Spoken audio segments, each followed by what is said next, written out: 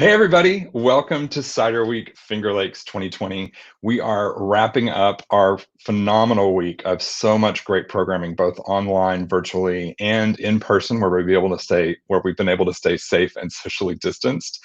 I highly encourage you to check out our website, ciderweekflx.com, for all of the programming that's happened, because everything that's happened online is available over on our YouTube channel at New York Cider Association TV, where many of you are watching this. So it's really exciting to me to have this be our last virtual online programming for the week. I am so thrilled to introduce to you for this orchard tour Dr. Greg Peck from Cornell, and his colleague Brittany Cook, who is also at Cornell. I'll do a quick introduction and then we'll just get started. Greg, I think your mic might be muted. I'm unmuting you on my end, so take a quick look and see. There you go. Can we hear you now? Are you there? Actually, it looks like you might still be muted, Greg. Uh-oh. Somehow we lost the sound there. Interesting. So Greg and Brittany are actually literally out in the orchard at Cornell. So we are excited to be connecting with them live there. Let's see here. Switching on and off. I know. We were just behind the scenes working all this out, and it was working beautifully. So this is live TV.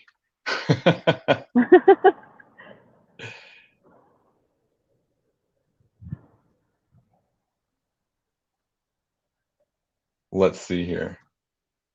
Actually, Greg, it's saying that there you go. That's good. And so Greg will come back into the stream. So before he does, I'll just go and introduce him, and then Brittany, I'll introduce you as well. So we have Dr. Greg Peck, who is an assistant professor at Cornell with the Peck Lab. And they focus on all kinds of different things, but hard cider and cider apples is part of their specialty. And with Greg today is Brittany Cook, who is a PhD in Greg's lab. And we have Greg joining back here. Let's see. We can see you. Can we hear you? Oh, it's still muted. So weird. It was working so beautifully before. Still muted. That's so bizarre. I'm not sure why it's not unmuting. Oh, it keeps like forcing him back to be muted? Yeah, it's like weird. I'm unmuting it on my end, but it doesn't seem like it's unmuting on his end for some reason. No.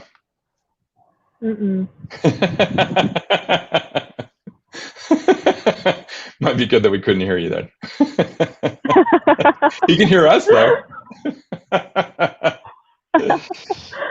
All right. Well, you know what we'll do? We'll do a little bit of a rundown of how this is going to go, and we'll hope that Greg comes back in and we can hear him.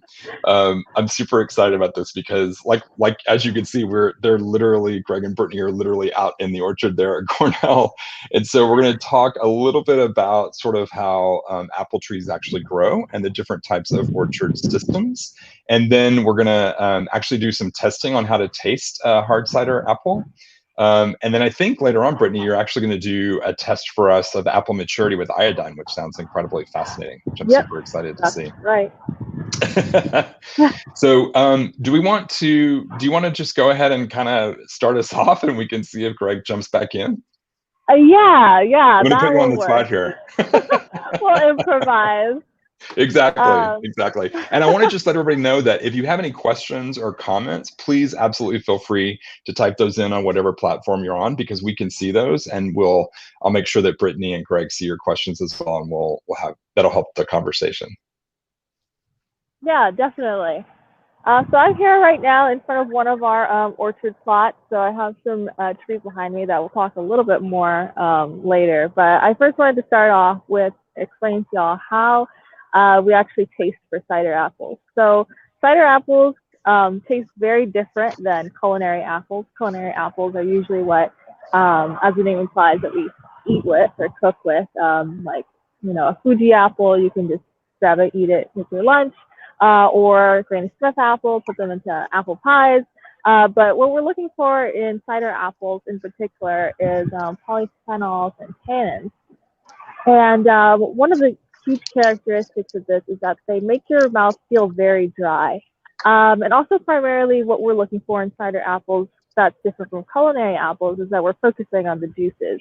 So we're not too much focusing on like texture as much as all the time, but more so the juices. Oh, and I see you have Greg back. Greg, can we hear you now? How's this? Oh, Yes, we can hear you. yeah. Success. Good. Okay. Awesome. We'll keep So it Brittany was PG just for the rest starting of the afternoon. I don't know if people can read lips, but it's probably a good thing your sound was muted. That's okay. That happens. That happens. So Brittany was giving us a little bit of rundown on the qualities that we look for in a cider apple, and you had mentioned tannins and polyphenols. Is that correct, Brittany? Yeah, that's correct. So yeah, we're looking for these things that are more pronounced in cider apples versus like culinary apples. And so I have two apples here with me that are actually cider apples. So as you can see, they're kind of small, but how we taste them is usually when we go to the orchard, we just bite into them and we really suck on the apples and try to extract the juices, and then we'll actually spit out the rest of the pulp. So in this case, for this apple, I'm going to chew it up as much as you can, and then actually sort of press the apple flesh against the roof of your mouth with your tongue. Mm. And then after you're done, you just spit that out on the ground. We're on a farm, we're on the orchard. I love it. Very real. Yeah. And sort of see what flavors that you are getting. So sometimes some of the popular characteristics are sour versus sweet or a bitter apple. But a very common characteristic for cider apples is dryness, which is sort of odd when you're talking about juice. It's like, how can juice be dry? But what it is the tannins and the polyphenols, they're binding with the saliva and sort of doing a sort of chemical reaction that sort of dries out your mouth.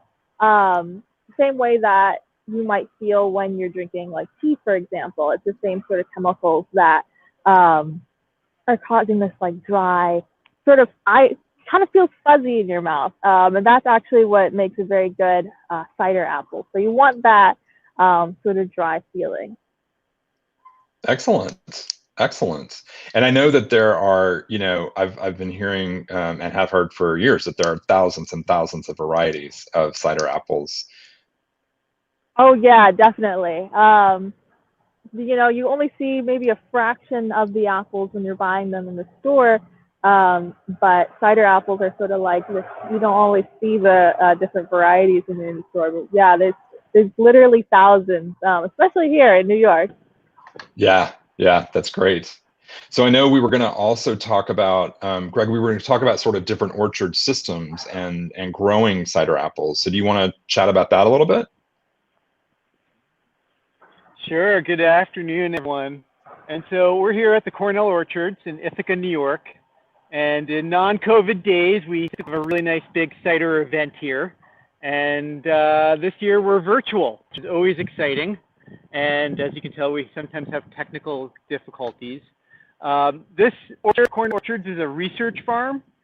And myself and several colleagues all conduct different types of research here. You can see off to the right of the screen some grapevines that are used for research and also teaching.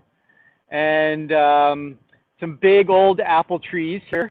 And what we're going to do is talk a little bit about how apples are grown in New York State. And this is how apples were grown. Actually, what we're looking at now is a Cortland apple tree. It is a Cornell release, actually, 1910. So the apple was released 110 years ago, which means that the breeders probably made those crosses in the late 1800s, did the first crosses of pollen to a new flower to make a new apple. And these trees are thought to be about as old as the Cortland is. So it's thought to be one of the plantings of Cortland apple trees. And these trees are picturesque. They're absolutely beautiful trees. We love these trees. They're great for demonstration purposes.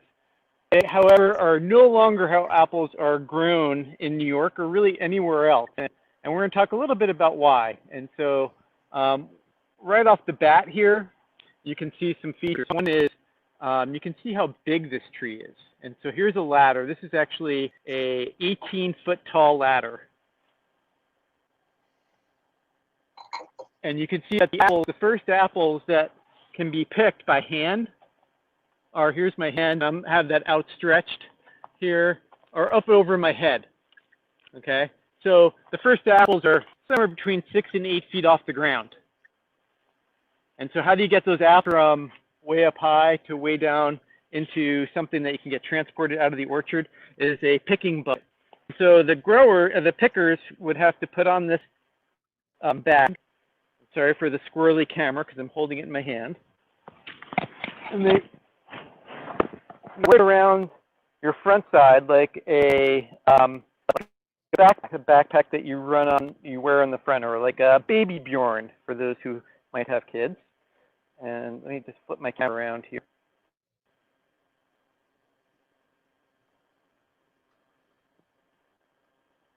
And so when these are full,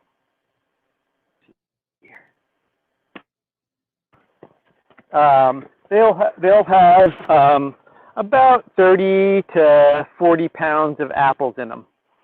And so you can see here, the side angle, there you go. And so they pick them one by one and put them into the picking bag, and they have to fill it up. So you can imagine going to the top of this tree behind me on this long ladder over and over again, being incredibly tiring, inefficient, and potentially dangerous for farm workers as well. I'm going to take that off and my headset back in. And so the evolution of apples trees has really changed over time. This tree here is on a standard rootstock, and probably even a seedling rootstock. I'm going to flip it again, show you the front. And so there's a rootstock. Apple trees are actually composite trees. There's actually two genotypes in each apple tree. One for this, what we call the scion, which is the above ground part of tree that controls for the type of apples that you're growing. And then the second genotype, or the second part of the tree, is actually a rootstock. And it's really hard to see on these old trees here, but somewhere in here is probably where the rootstock one is. And so these were probably grown on a seedling. Interestingly enough, one of the things they used to use a lot is Hughes crab, which is an apple that was not really well or widely grown for probably about a century, and is actually regained prominence with the cider industry. A lot of the cider producers really like Hughes crab for the quality of the fruit, some of the attributes that Brittany was talking about for those phenolics. And so these trees here, probably about a 20, 25 foot tall tree, efficient to pick, slow to pick. You can imagine pruning, kind of the same. People have to get up there with loppers and go ahead and take the branches off. And you can imagine that being very slow. And then also from being able to manage pests and diseases, right? So we have to apply certain pesticides to control for pests and diseases on apple trees. And it's very difficult to get the pesticides up high in the tree. So those are some of the practical reasons why these sorts of trees are no longer grown commercially, even though they have this amazing value and are quite beautiful. And then from a physiological standpoint, so a lot of my research is in the physiology of how apple trees are grown. And if you look into this tree here, we can see that it has a lot of shade on the inside. And so what happens then when you have all this shade on the inside of the tree here is that the apples are not going to be growing in there. We're not going to get very many flowers on the inside of the tree, and all the apples instead, as you can see over here to the right of the camera, are on the outside of the tree. And so then we're growing all of this wood in this tree, very few apples on that part of the tree. Okay, so just keep that in mind, and we're going to compare that with some of the other trees that we have in the orchard. And so I mentioned real briefly about my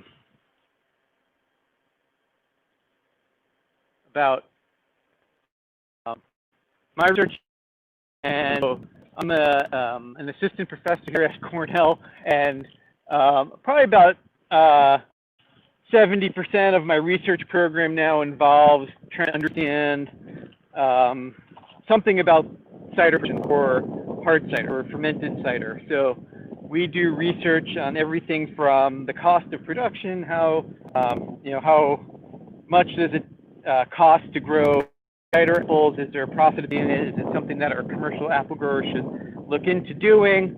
To variety selection, understand what varieties grow well in our climate.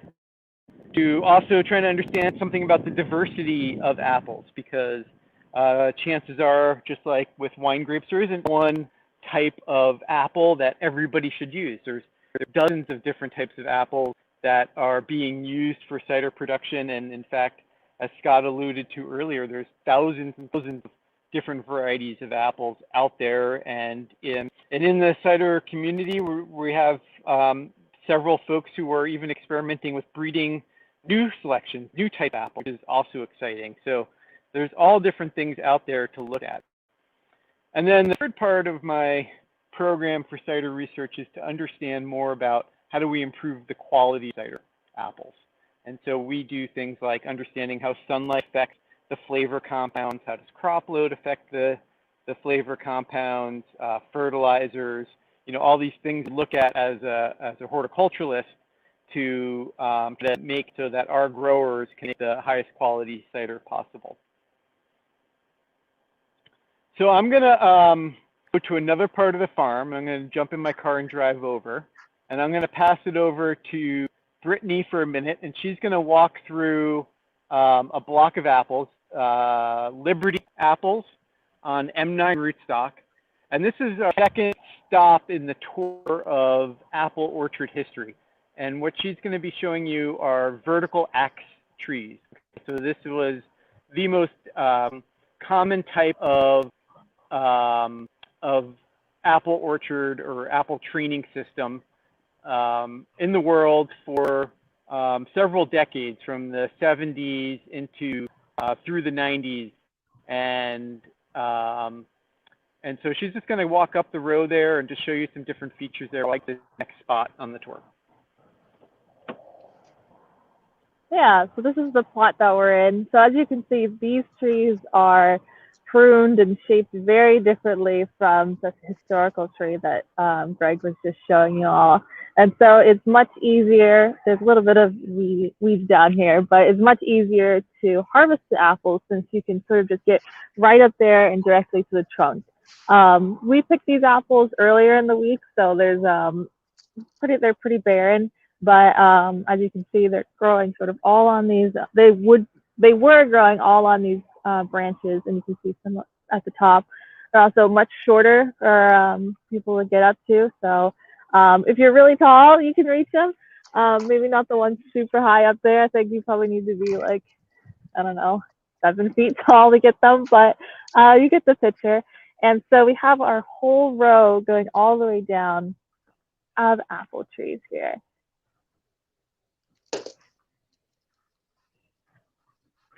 Yeah, here's a good example of one. It has quite a few more on it.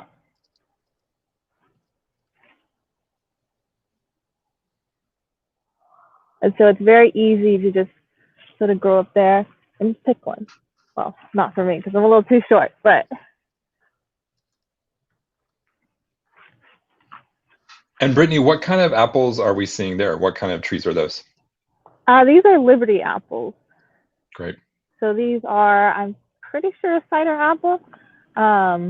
And I believe this is our organic plot as well. Yeah, so Liberty Apple is another Cornell released by Bob Lamb, 1978. And the cool thing about Liberty is that it carries a gene for scab resistance. So it has a gene called VF, and it's from Malus floribunda, which is a species that's found in parts of Asia. And they were, through conventional breeding practices, able to bring that gene into the germplasm, into apples, in order to bring that gene in, and then backcross to try to get an apple that is more suitable for eating purposes. Because Malus floribunda, the species of apples, is very acidic apple, very unpalatable. Maybe you can ferment it and drink it that way, but it's not an apple that anybody would want to eat on a regular basis. And so that is, Brittany was spot on. That block is all organically managed, and you know, the old adage in organic production is the right plant in the right place, and so using disease resistance is absolutely critical for organic apple production, because there are a lot of diseases that affect apple trees. So system there that we're looking at is a vertical axe. And Brittany, if you could just kind of pan to your left and just kind of go up and down one of the trees that shows me branching on it. Let me find a good one. This one's decent. The first is showing you those standard apple trees are spaced somewhere between 25, 30 feet apart in a grid pattern. And so you only get about 150 trees per acre when you plant that way, right? Very few trees because they're so widely spaced. These trees here are planted about 6 feet apart, and the rows are about 15 feet wide, and we can get about somewhere between 550, 650 trees to the acre. I forget the exact spacing in that block there, but that's a pretty typical spacing. So we've gone from 150 trees to the acre to about 600 trees to the acre in this type of plant system, using a dwarf rootstock. If you can scan down to the bottom there, maybe you can find where oh, it's behind the, that's a little mouse guard, really a rabbit guard that we put on the trees to prevent rodents from eating the bark. But if that one you can lift up a little, Brittany, or maybe there's one without a guard on it, we can show the graft union there. Oh, it's too short. Let me see if I can find one. Yeah, graft union, and again, those two genotypes here. So the rootstock here is M9, Malling 9, which is the most widely grown dwarfing apple rootstock in the world. Yeah, there you go. And then you have to kind of get down, look really carefully, and you can see, oh yeah, that's a really good shot there. So you can see, maybe you can point to where that line is, where you can see the change color. Right. Yep, and so, yeah, right there. And so below that is what we call Malling 9, right? So that's the genotype or the variety. And then above that is Liberty. And so these are grafted together in a nursery and asexual propagation. And that's why every Liberty apple is identical to every other Liberty apple, because they're asexually propagated through a process called grafting. And so then if you span back up there, the rest of the tree, the vertical axe tree, notably, and the reason why it became so important for the apple industry is because if you look at it, you can see the structure of it. Main trunk, lots of branches coming off of it. Those branches tend to be a lot smaller. A lot of fruiting wood off of those. And you can also see where Brittany's hand is, a lot of sunlight right against the trunk. Now, there's no leaves on these trees. They got harvested a few weeks ago, and apple trees tend to lose their leaves after they get picked. But you can see there that we get a lot more sunlight in through the part of the tree. We don't have the self-shading that we saw in that big tree on the other side of the farm. And so that's a really important thing. So our productivity, our apple productivity, goes way up when that happens.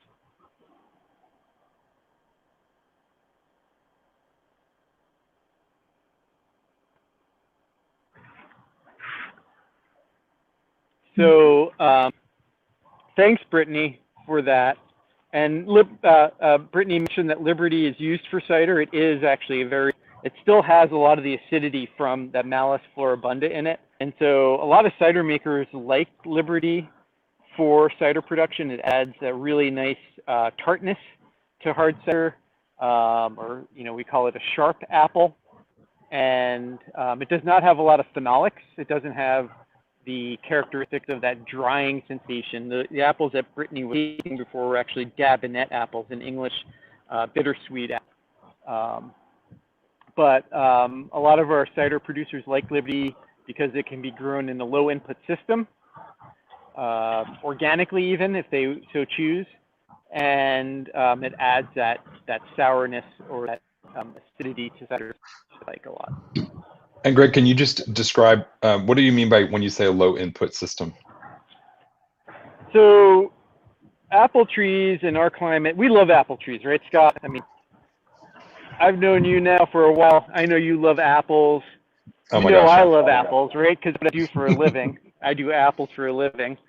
And so not only do we love apples, but so do so many other things. Apples make a lot of sugar. They're perennials, and so they're affected by a lot of fungal diseases, including things like apple scab, which is what that VF gene that I was talking about is actually primarily gives resistance to, is that fungal disease called apple scab. There's also bacterial diseases. So we can get bacterial infections, but apple trees can also get bacterial infections. A really common one that can be lethal, really one of the biggest problems, most difficult problems to manage in apple production is called fire blight, and that's a bacterial disease. And there are other fungal diseases, and then there's a whole range of different insect pests that like to eat on both apples themselves are direct feeders of the fruit, and apple leaves, apple trunks. So all these different types of insects that like to eat on apple trees. And so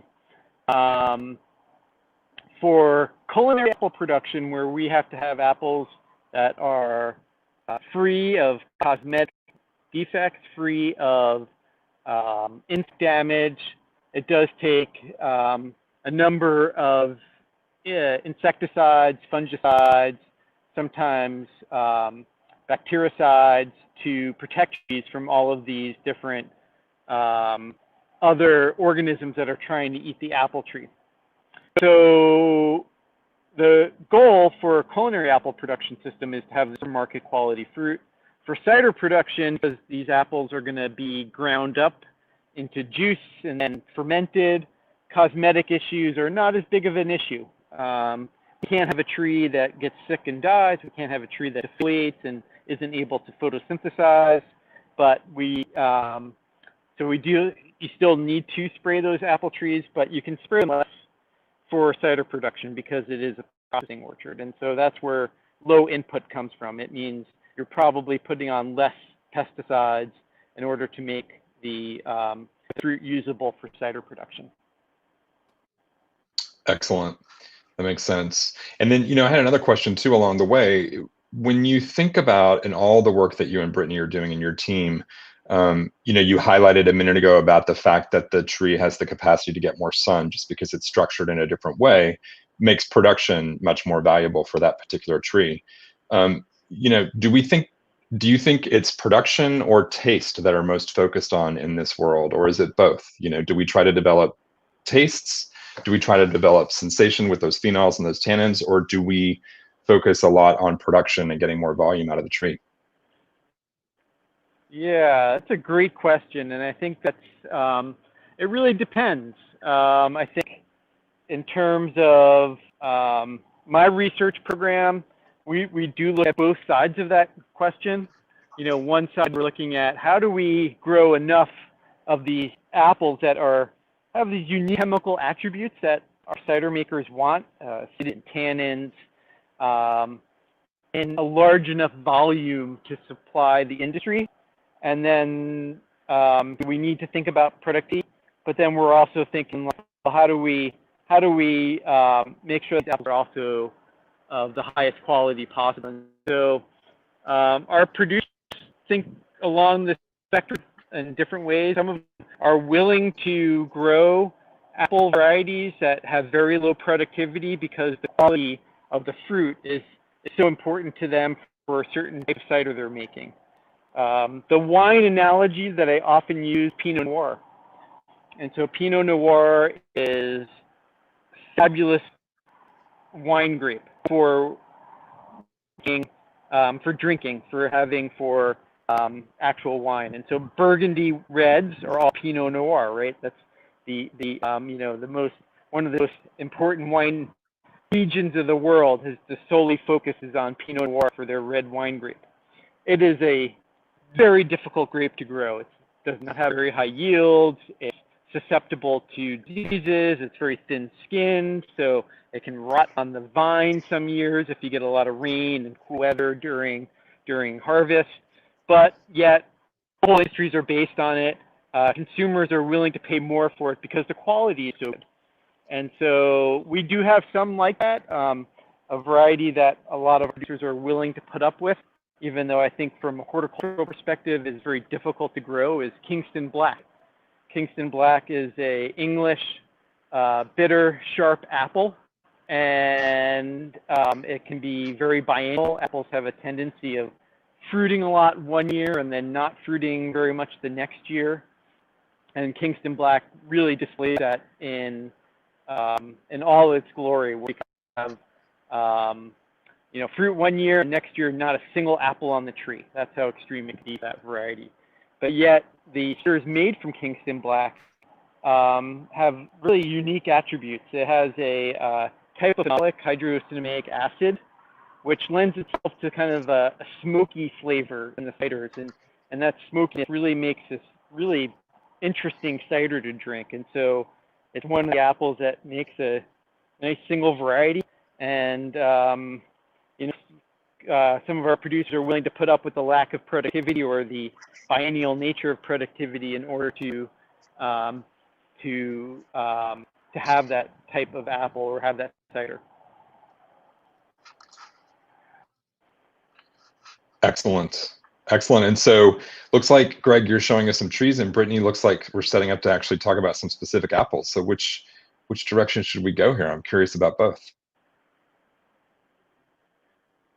So this right here is the third type of production system I want to talk about. So we talked about standard trees, 150 trees to the acre. We talked about vertical axe trees, and Brittany was walking through that orchard, and maybe 600 trees to the acre using a dwarf rootstock.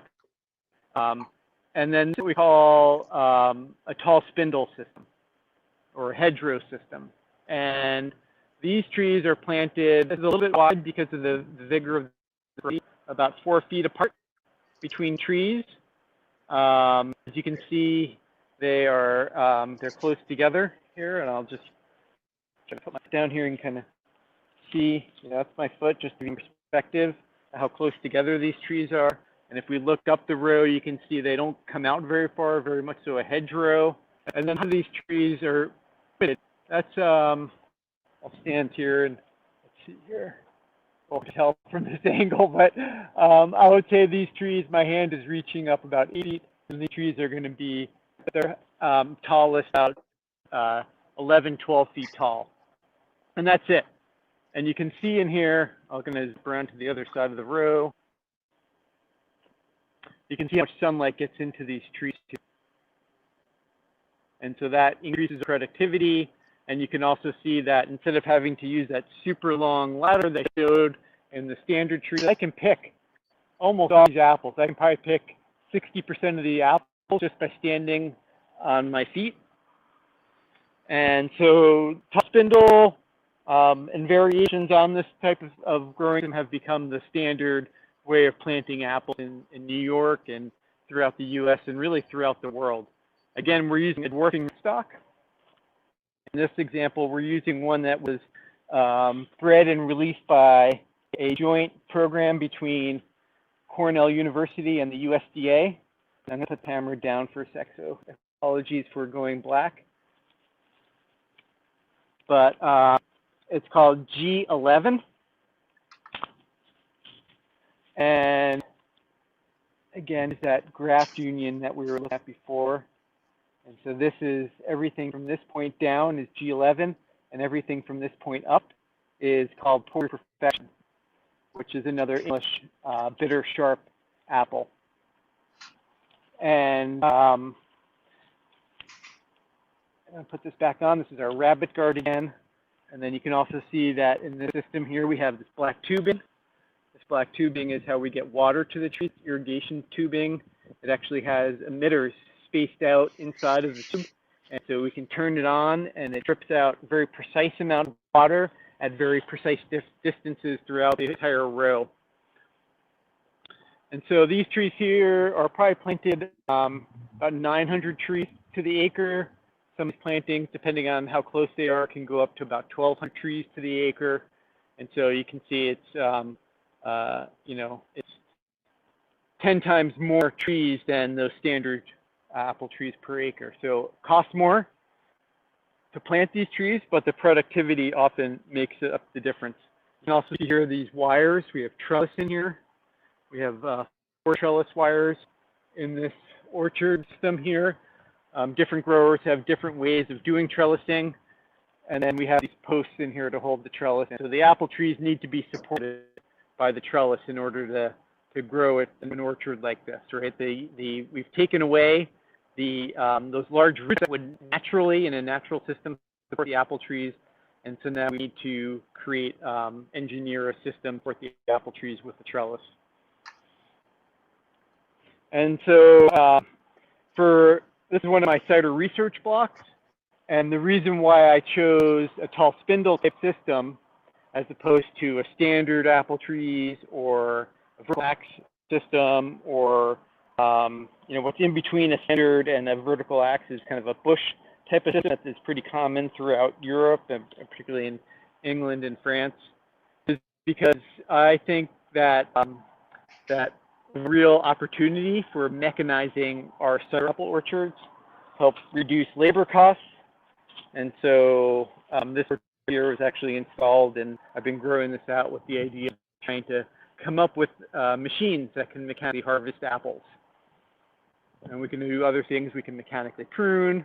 And so labor is often the most expensive aspect, most expensive cost of apple production.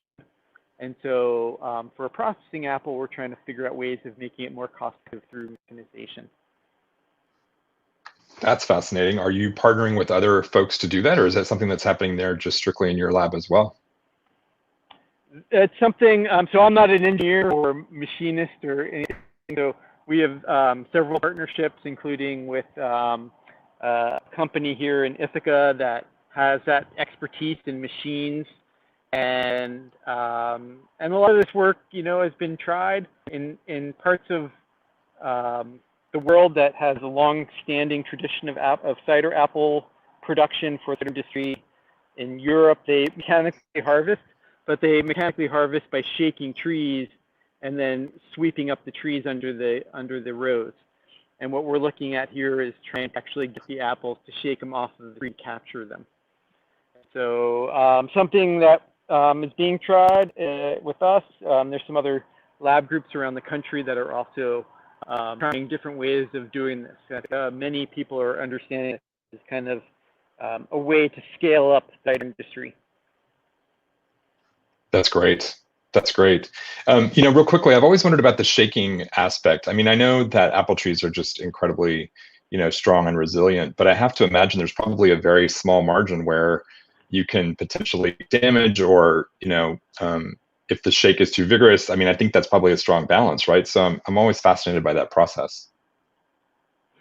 So in the shaking of an apple tree in the shake and sweep systems, they're typically a lot bigger trees, and they can handle it. You have to, there's some artistry to it in terms of how much a tree can be shaken before it breaks, but it's definitely doable. We're looking at ways of trying to shake the trees more gently because we're using a dwarfing rootstock, because we are thinking that a trellis is the way we want to grow the trees. And so there's some engineering things we're looking at and we're kind of excited by right now. We're a few years off before we have something, viable to use, but I think the potential is there, and I think we are gonna get there. That is very exciting. I look forward to hearing more. So this is cool. This is Porter's Perfection, and Porter's Perfection is this English bitter sharp. So bitter for the phenolic compound, so high phenolic content, and sharp because of the acidity. And so it has both high levels of phenolics and high levels of acidity in it. It's a very late ripening apple. It's ripe in the end of October. And so it never had a lot of ridge planted in it in England, where it's from. But in our climate here in New York, we're finding this to be a really great apple. It has great productivity. It's a really well-shaped tree. It's because it has both acidity and phenolics, it makes a single variety cider, or it can be blended with other apples. And it's one that our cider apple growers are really taking up and planting more and more of. So Porter's Perfection is one I think we're going to see and hear a lot about in future years. But it has this kind of wonky quirk to it, which makes these multiple apples. And this is a triple. It often makes apples. See if I can find a few examples here. And this is called polycarpy. So poly for multiple and carp or carpy for fruit. And here's a double back in here. You can see that here. And you can see here's one calyx end here. That's where the flower was. There's second calyx here. So that's a double. The other one was a triple. And something that happens, don't really fully understand exactly why it does this. But other fruits do this. Cherries will do this under conditions of heat stress. They'll have doubles. But Porter's does this on a fairly regular basis every year. It doesn't affect fruit quality in any way. It's just kind of this little quirky bit of this apple variety. It's a weirdness of its personality.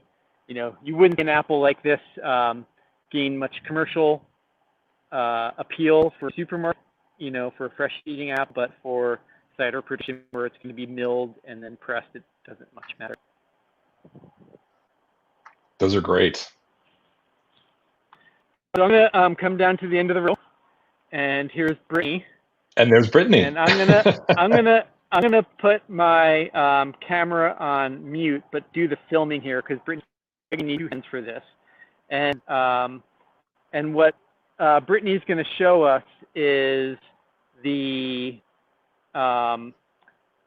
way of testing for apple cherry using an iodine solution. And Brittany, I can do the filming if you want to do the talking. Yeah. And so you can put your phone down, and then I'll just come in close, and that way you don't accidentally cut yourself with the knife. Okay, and then I'll just turn my camera off. That's perfect. There we go. Okay, so we have several different varieties here. And so something that we do to test. Is there feedback here? I'm gonna get back. Here's a little bit. You know what, Greg? I'm gonna mute your mic, and I bet that will work. So. Oh, thank you. If you could do that, because I'm trying to find. Yeah, perfect. Okay, now there's no echo. So yeah. So one of the ways that we try to determine if a apple is ripe is through a starch iodine test. Because when apples are less ripe, they have more starch, but then as they approach optimal ripeness, they start to get more sugars. And one of the ways that we test this is we can actually cut the apples open. So I'll start with this large one, and then we can work our way down. So we cut them in half. Well, we cut them, I forgot the word, equatorly. And then we cut them again. So we sort of get like a core slice. Or you can just do either half. And we have our iodine spray. And we just give them a good douse. And we wait a little while. So I'll go ahead and cut these other ones while we're waiting for that one to do it. You just cut them once through the middle. Okay, that'll be quicker. There we go. We'll spray these. Oh, I'm sort of low on spray. There we go. And I'll do this one.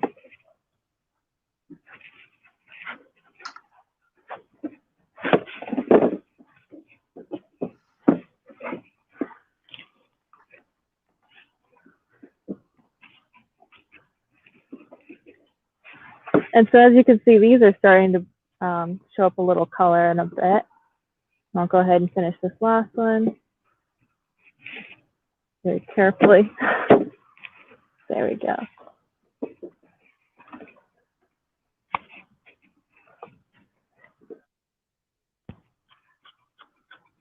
Just enough on there. There you go. So what we're looking for, at least to determine the level of ripeness, is this sort of grayish color. So the less gray that we see, the gray highlights the starch. So you can see in this one, there's not that much starch around there. So this one has a high sugar content, which means that it's fairly ripe. While if we look at these other ones, they have a relatively high starch content, which means that they're less ripe. And these especially, they're pretty much fully gray. Some of them can get really dark, so really dark gray, which means a high starch content. But yeah, you can sort of see the gradient effect of the different ripeness and maturity going on here. That's amazing. And so if we're thinking about that in terms of taste or flavor, what does that mean? Oh, so these ones that are, I guess, less gray, they're definitely going to have more sugar, so they're going to taste more sweeter. While I'm guessing that I actually haven't tried ones with high starch, but I'm assuming that they're going to taste more bitter or more grainy in a way. I guess just basically less ripe. Sure, sure. More sour. That's great. Even.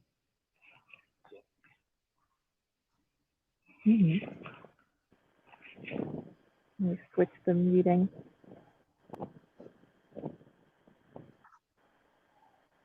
And how frequently is that test used? Like, do you all use it just for your lab purposes, or is this something that we would see being used in the orchards by farmers?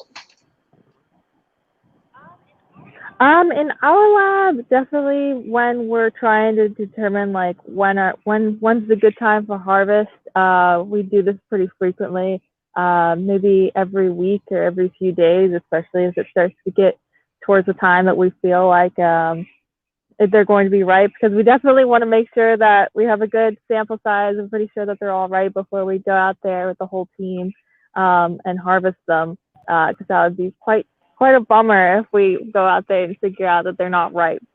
Excellent.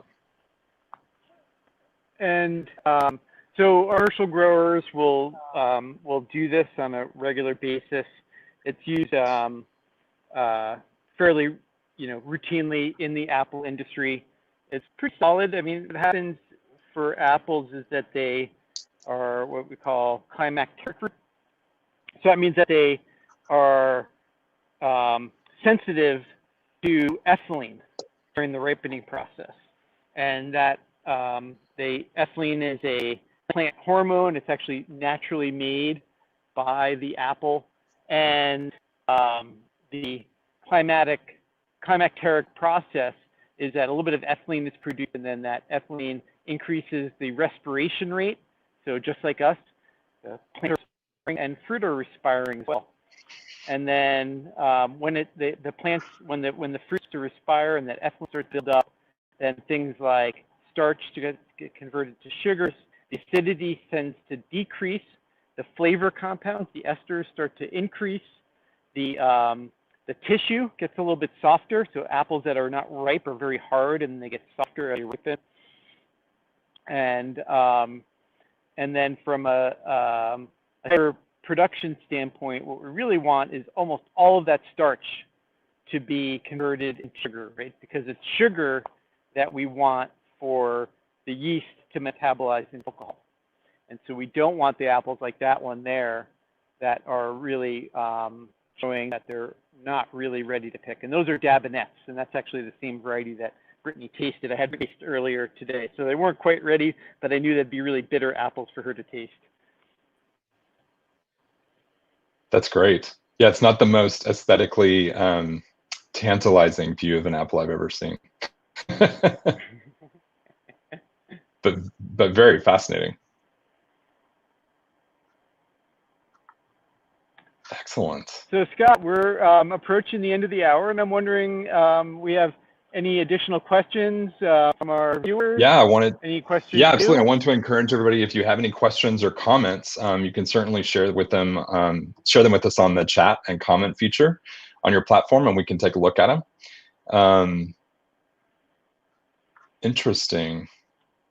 I'm getting some comments from Steve Sellen at South Hill, so thanks, Steve, for sharing those. Talking about how he's used these tests and he's found them to be very important in teaching farmers and other apple pickers to identify ripe or unripe apples.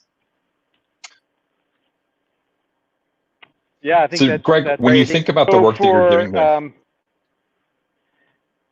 Yeah, when we think about the industry, the cider industry emerging among a traditional apple industry, for apples that are going to be for culinary use, they want them a little less ripe, right? For most of them, with the exception of those that are going to be sold within a few weeks of harvest, they want to try to store them. And apples can be stored for weeks and even months, depending on the different types of technology that are used.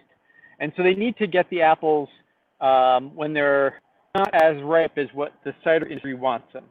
And so there's been a lot, and it continues to be a need for training commercial cider apple growers about the different quality the cider industry wants versus what they're used to for culinary apples that are going to be sold in the retail outlet. Yeah, and Steve is also mentioning that testing along with a Brix measurement and a refractometer is also very important in training farmers to pick their apples properly. Yeah, so a refractometer measures the soluble solids of a fruit, and it's measured in the unit of Brix.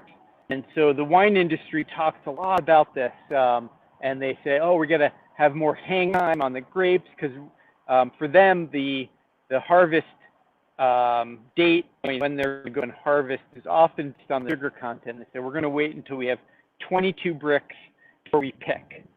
And so that's really important for them. For apples, it's also important, but I think the starch iodine test is a bit more important because apples will, unlike grapes, apples will continue to ripen off of the tree. And so even apples that are picked not maybe at full starch conversion into sugar can be left in a warm or even not an unrefrigerated area like a barn or a garage to allow them to continue to ripen. And that process is actually called sweating. And so traditionally apples would be left in piles or in bins for days or weeks sometimes. And the sweating, because if you've ever seen an overripe apple, it kind of has that glistening appearance to it, and the epicuticular wax there, and it kind of looks like the apples are sweating a little bit. That process also tends to cause a water loss. If you lose water, you might lose volume, but you might gain concentration. So some of the things like sugars may get concentrated in that process of sweating. And we've got a question from Gloria Bell about any cider apples that you all have come across that are found to be resistant to anthracnose canker. Anthracnose, yeah. So probably somebody watching from Pacific Northwest or a more maritime climate in general. Anthracnose is not a major disease for us. We see it occasionally, but it can be absolutely lethal on apple trees in certain parts of the country. And so it's not something we're really worried about and looking for, but colleagues at Washington State University have had several research projects looking at trying to understand how to manage apple anthracnose canker. Excellent. And Greg, this has been really, really awesome. I can't thank you and Brittany enough for spending time with us. If we wanted to find out more about your program there, Greg, at Cornell, what would be the best way to do that? We have a website. It's the Cornell Hard Cider website, and maybe Scott can post that on the video or the chat, or maybe in post-production we can put it up there. But if you're just listening now, if you Google Cornell Hard Cider, it'll come up in your search, and within that you'll see educational material, a lot of our research publications. So for the commercial producers who want to learn more about our research program, and exciting development that is in the works and probably about a year off from getting released is a cider apple database that we're developing right now, which will include about 350 unique cider apples, where we'll describe all the different chemical attributes of those apples and their horticultural features as well. So we're really excited to be working on that project, and we'll be sharing that through the website as well. Oh, that's fantastic. I mean, people probably assume this, but Greg and the team there at Cornell are incredibly amazing partners with the New York Cider Association, and we look forward to continuing that partnership. And Greg, anything we can do along the way to help promote the release of that information, or certainly share that across the industry, we're thrilled to do. So keep us posted on that.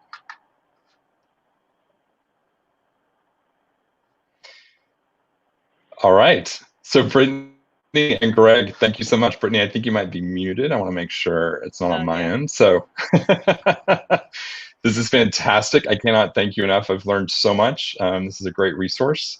And the website I just flashed across the bottom of the screen, I'll also post that in the bottom of the YouTube comments and on our Facebook pages, so people will have that there. I highly encourage everybody to check out those sites. There's a huge resource of information, and it's always just fascinating to see what Greg and his team are doing there at the Peck lab at Cornell. So thank you both so much. Yeah, it's a pleasure. Thanks, Scott. Have a great day. You too. All right, so thanks everybody for joining. This has been really, really awesome. Again, check out ciderweekflx.com, and you'll see a full listing of all of our events that we've had this whole week. This is our official wrap-up of our virtual segments for Cider Week Finger Lakes 2020. It's been really special and really wonderful. All of the programming is still available on our New York Cider Association TV channel over on YouTube. You can see all the replays there. And we'll have so much more to come. Stay tuned for information on New York City Cider Week, which is coming up November 6th through the 15th. We're still planning that, trying to stay a little bit agile with everything that's going on with COVID-19. But those plans are going to come out soon, so stay tuned for that. So it's been my absolute pleasure to have been sharing this week with you all. There's still some in-person events going on today, so check out our events tab over at ciderweekflx.com. And with that, I will say thank you so much, and I look forward to sharing some cider with you in the future. Thanks so much.